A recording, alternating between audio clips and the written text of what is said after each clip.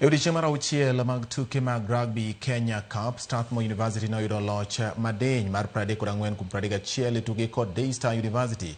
Joloch e kidieny mokalo mag tukego Kabras onyiso chia margi bang' rodho weg pap Nakuru 55-8 ma en loch margi mar auchiel kaluwore.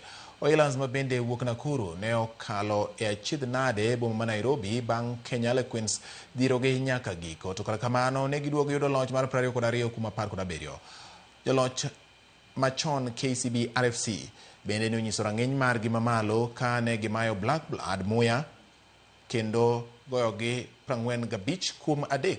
Kabras ni thuolo mokwongo e chung mag tukego kiluwogi kod Oilers. KCB nitiere thuolo mar 3 ka Black Blood onyanore e thuolo mar 4 to Strathmore nitiere thuolo mar 5.